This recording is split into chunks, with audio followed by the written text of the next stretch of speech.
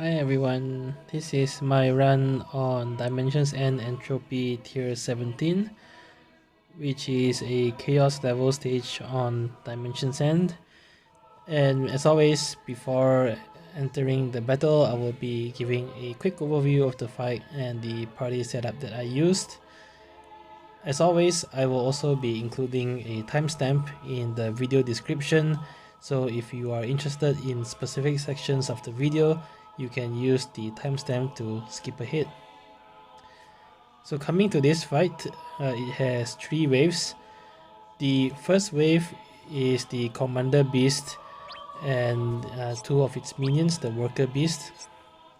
Second wave consists of the Swarmfly as well as its minions, the small Swarmflies. And the third wave consists of the Lamia Queen and 2 mannequins, which is the Lulu mannequin and Liz mannequin. So in essence, all 3 waves have 3 enemies that you have to deal with.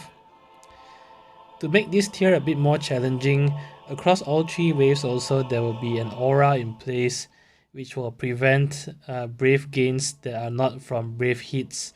So for example, brave battery effects, brave regen effects, and brave refund abilities will not work and will not give you brave. And the only way to get brave throughout the fight is for you to actually hit the enemy with brave attacks. So characters that really shine here are characters that do not depend on battery type mechanics and characters that have very strong brave shaving capabilities in their attack. On the first wave, as usual, once the worker beasts are dead, the commander beast will resummon them again, and you will not be able to proceed to the second wave until all ads are dead on the first wave. And this can be a bit challenging because the mission requirements has a tight 90 turn count. So you need to quickly kill off the main boss on the first wave as quickly as possible before it resummons too many worker beasts to its aid. On the second wave, however, the Swarmfly is the only boss that you need to kill. Any remaining Swarmfly minions that are still alive when the boss dies will automatically die together with the boss. So you can pass wave 2 once the main Swarmfly is dead.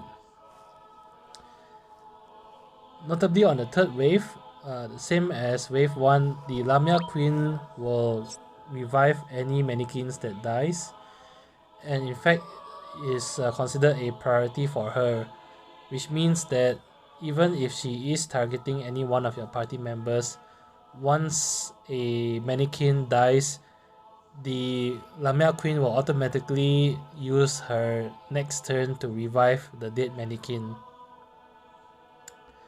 And the fight will not end as long as any mannequins are left alive, so even after the Lamia Queen dies, you still need to finish off any remaining mannequins on the fight. As mentioned before, the fight has a strict 90 turn count, and because all waves have 3 mobs present, you really need characters with very strong brave shaving capabilities. The other thing to watch out for is that across all 3 waves, as you can see, all the bosses and the minions have range resistance, so you either need to bring non-ranged units, or if you're bringing ranged units, to have some form of enchant and imperil present to bypass the weaknesses. You should also typically look for units that are very strong in AoE. So Squall, of course, is a very good example. Recently, Struggle is also another great example because his abilities are all AoE and he deals very high damage. Kurasame also works very well here as a recent character because he doesn't have battery type effects in his kit, and of course his aura that increases HP damage taken on the bosses helps you to speed up the fight considerably. In terms of summon, Leviathan is a very poor summon here because Leviathan Brave Regent Blessing will not work in the aura. In the opposite to that, Shiva works extremely well because Shiva gives you a speed up when your Brave is less than your Int Brave, which will be most of the time here considering that Brave Regent mechanics does not work. So my recommended summon for this fight is actually Shiva summon. Now in terms of the party setup that I used, you can see on the left hand side here, first of all I put in Kurasame because I really feel that his HP damage taken buff will help the party. I also pair him with Squall, Squall being an extremely strong AoE attacker, and he has the ability to Brave Shave the entire enemy party through his solid barrel attack, and of course his LD skill as well.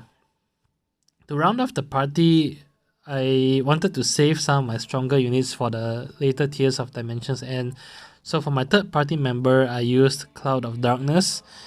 Mainly because her S2 is AoE and her S2 on its own actually delays enemy units by a turn.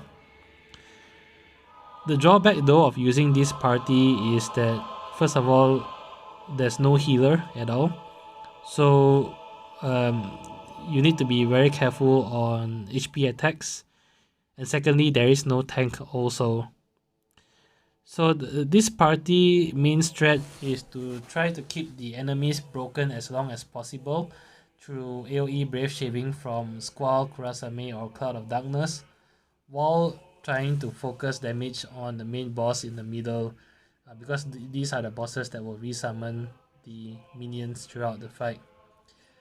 The goal I have with Cloud of Darkness is to reach the last wave with Summon intact and her second skill with all 5 charges as well. And the idea is to enter the last wave, summon and then spam Cloud of Darkness second ability to delay the Lamia Queen and the minions for as long as possible. The danger of HP attacks here is that on the first wave, the worker beast, the commander beast, will buff the worker beast, and they have quite high turn rates in their attack. So you do need to use AoE Brave Shaving to keep them broken as long as possible. On the second wave, you do need to kill the minions fairly quickly, usually within the first 2 or 3 turns with AoE attacks, because eventually there will be an attack that will battery the entire enemy party and will lead to the minions using HP attacks, which you do not want. And the main challenge is really on the last wave, which is where you should save your summon for. If you do not have any healers or tanks on the final wave, the thing that you need to take note is that the Lee's mannequin is very dangerous. She spends her first turn buffing the entire enemy party, giving them potent Brave Regen, which by itself usually means that the Lulu mannequin or the Lamia Queen will do an HP attack on their next turn. What's even worse than that is on the Lee's mannequin's second turn, she will use the Elixir Field attack, which is an AoE Brave and HP attack, and without a tank and healer, that attack will likely cause you to take more than 15,000 HP damage and will lead to failure of the mission. So on the last wave, you actually need to kill the Lee's mannequin before she takes her second turn. Otherwise, the Elixir Field will be a run-ender without a tank or healer. I will go more into how I achieved that during the battle. In terms of party setup, all 3 members do not have the Bahamut summon board mastered yet, because I have not grinded the Bahamut summon board at the time of this video. But otherwise, they all have the first 9 summon boards and all character boards fully mastered. Squall has his LD weapon, otherwise, and Kurasame has his LD weapon as well. And Cloud of Darkness, of course, only has her EX weapon fully realized at 3-3. So with that said, let's move on to the video. I'll see you there.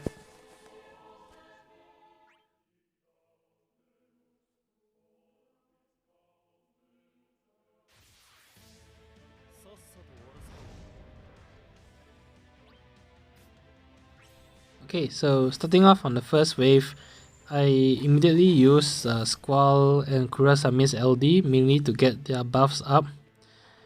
With COD, Cloud of Darkness, you want to make sure that she has all 5 of her second skill charges ready for the last wave. So the strategy I use for Cloud of Darkness on the first 2 waves is to build up her stacking mechanic to 5 stacks through using either her standard Brave attack or her insulating appendages first skill ability to break units. And once I get 5 stacks, she gets a free ability use of her second skill, which also becomes a more powerful attack. And I of course cycle that with her EX. The first part of the fight here is to really try to hang on as long as possible and to try to keep the worker beast broken for as long as possible. There are some times when you may need to reset because the worker beast has a high turn rate attack called Swift Claw, and sometimes there could be circumstances where you might get broken, the worker beast might get brave attacks, and they may be able to land some HP attacks in. It's okay if you take 5 to 7,000 HP damage here, but you do need to keep an eye to ensure you do not take more than 15,000 HP damage, otherwise you will fail the mission requirement. Cloud of Darkness helps a little bit because she has an aura that has a sap mechanic to it. So even the worker beasts start off their turn with 5 to 6,000 brave, usually they will get their brave sapped away and they will then use a brave attack instead of HP attack. So the goal here, as I mentioned, is to try to use AoE Brave Shaving to keep the enemies broken. If the worker beasts are broken, then it's important to use single target attacks to aim for the commander beast in the middle. Now, later on in the fight, and I'll point out when this happens, the commander beast will use aid, and when he uses that, it's important to switch to AoE attacks.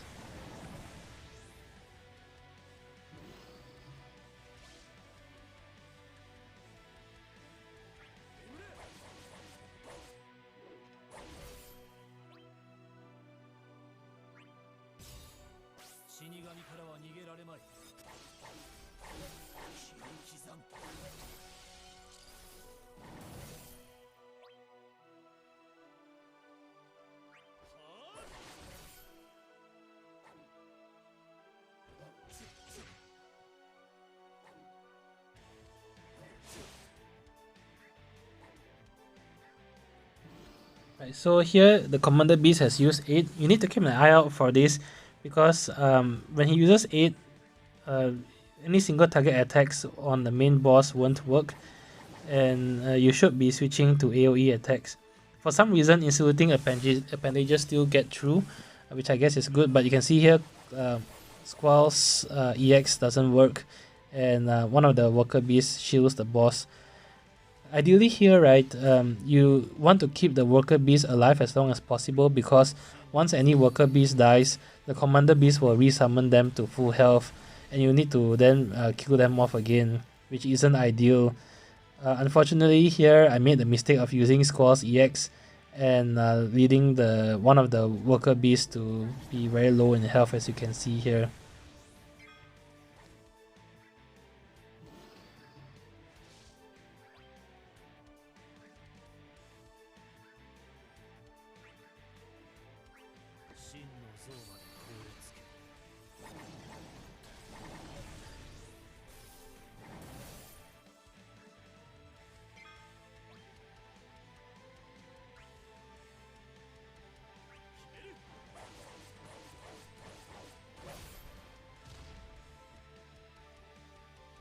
Okay, so here you see I made the mistake of killing one of the worker beasts, and the commander beast unfortunately managed to use assemble to resummon the first worker beast. It's important to try to kill off the commander beast as soon as possible here so that you don't take too many turns finishing off this wave. Now this outcome is less than ideal. It means that I do need to spend additional turns to kill the newly summoned worker beast. But as long as you have enough in terms of DPS characters, which I do, you should still make the 90 turn count by the end of the fight.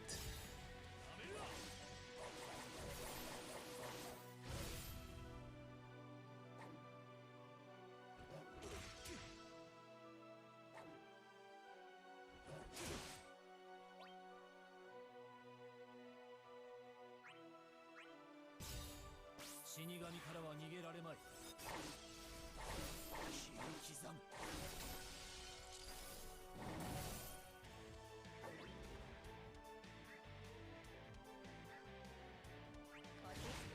so I'm down to just the one of the worker beast minions. At this stage also, with Squall, it's important to try to be a little bit conservative on his skill users. With Cloud of Darkness, you don't have to worry, you can just go crazy on her skill users as long as you save her S2. With Kurasame likewise as well, he has more than enough to last the entire fight. You do just need to sometimes manage his S2 and his LD because those are AoE attacks that you need to save and use his S1 when a single target attack will do. And with Squall, it's just being a little bit conservative, sometimes using his HP plus attack rather than any of his skills.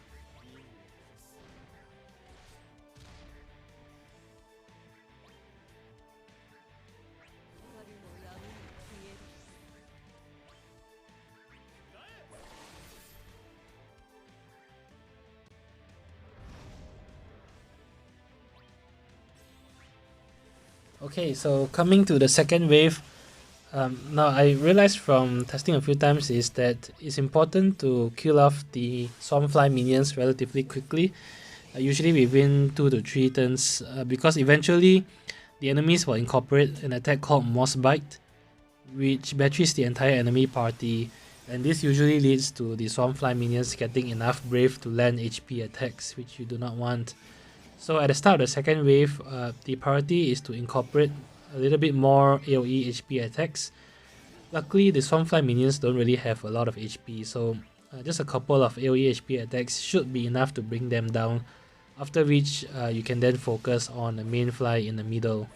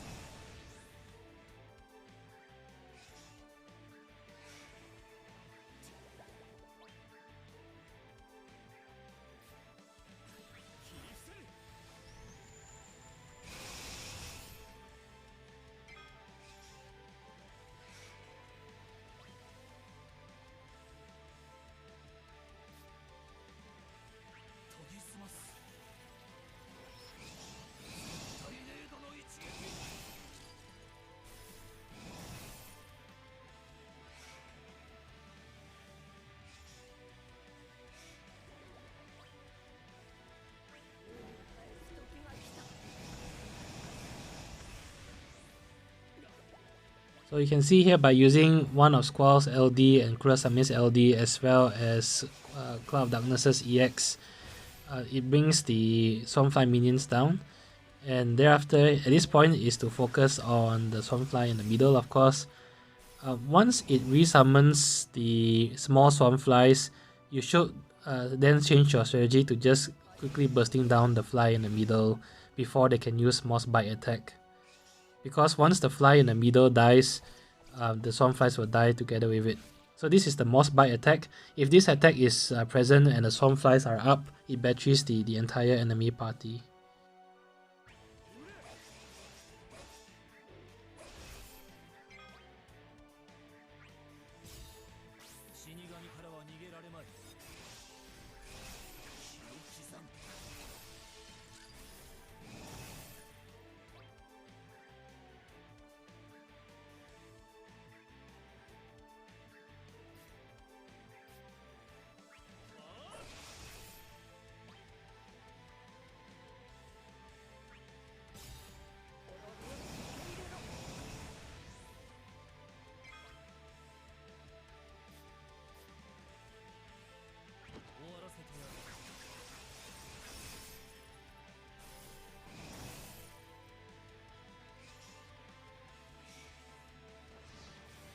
So here the main Swarmfly have used Rallying Cry, which resummons the minions, but you can see that it's very low, so at this point I don't need to do AoE HP attacks and I can save those for the final wave.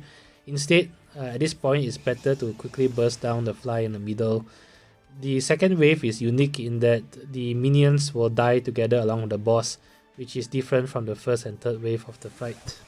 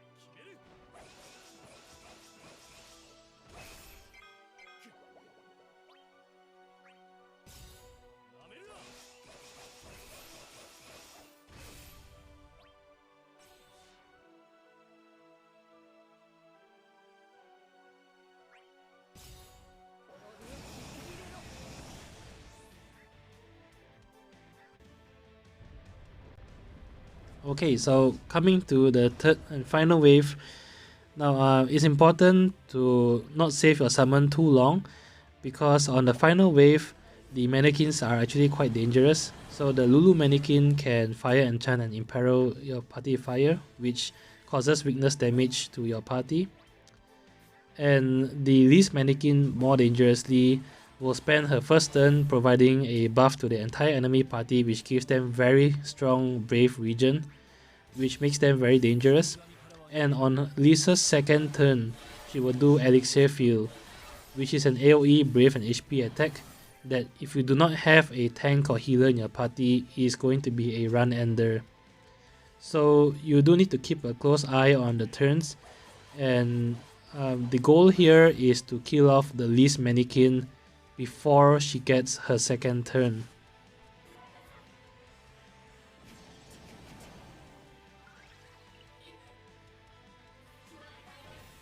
The Least mannequin has got a first turn. She's used Riddle of Fire, and that batteries the entire enemy party. And this is where I decide to pop my summon.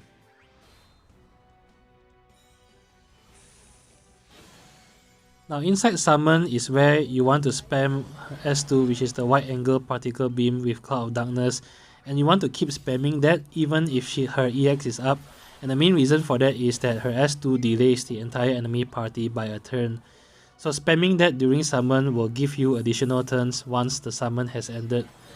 With Squall and Kurasame inside summon, you want to utilize all their AoE attacks, as you can see here. Now I come to Cloud of Darkness again, and her EX is ready, but I instead use her S2. And you can see her S2 deals maximum damage to the entire enemy party, especially with Kurasame's debuff up. So she actually goes quite well with Kurasame in this fight, especially during the summon phase.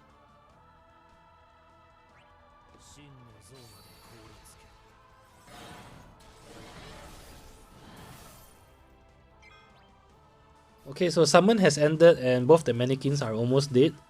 And at this point, you really do need to continue working on the mannequins as much as possible. So I use Squall's remaining Renzokuken to deal AoE damage. And here even though Cloud of Darkness EX is still up, I am still using her S2 because the additional turns really are quite crucial without a tank or healer.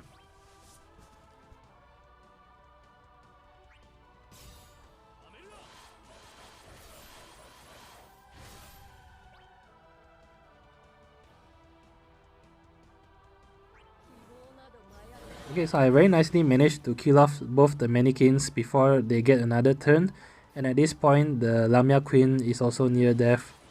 Now she will resummon the least mannequin, but the least mannequin will follow the same pattern and she will use her first turn using Riddle of Fire, and only her second turn will be Elixir Field. So you do have some breathing room to kill off the least mannequin after that. Because of this, I decided to focus on the Lamia Queen, because if you deal enough damage, you can kill her off before she resummons the Lulu mannequin, which is quite important.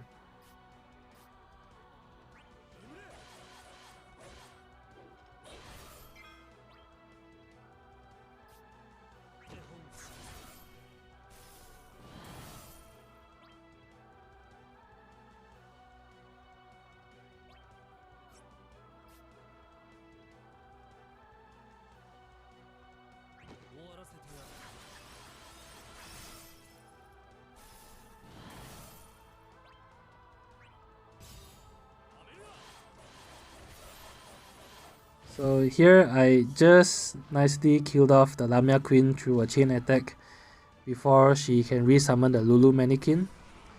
So at this stage it's very easy. Lee's mannequin will take her turn to do Riddle of Fire, which essentially does nothing, and after that you have quite a few turns to kill her off. With Cloud of Darkness, the key here is also to try to quickly get to 5 stacks so that you can use her converted S2 to deal massive damage to the mannequin, as well as delay it for 3 turns. This is where you should be using Cloud of Darkness's AA ability to cause a rebreak. The rebreak itself also helps to delay by a single turn, and it gives you the chance to use insulating appendages to get 2 stacks. So therefore you can quickly build up to 5 stacks very nicely.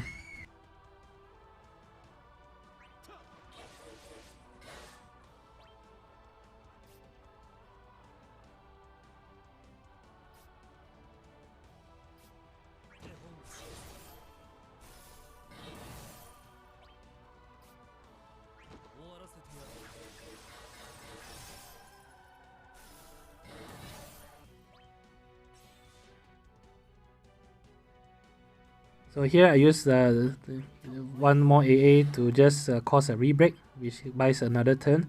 But importantly, using the Zero Form Particle Beam, you can see delays by a whopping 3 more turns, and it does massive damage as well. And this gave me the additional breathing room to kill off the least mannequin. And that's it. As always, if you enjoyed the video, do leave a like, leave a comment or subscribe. Really helps a lot. Until then, I'll see you in the next fight. Bye bye.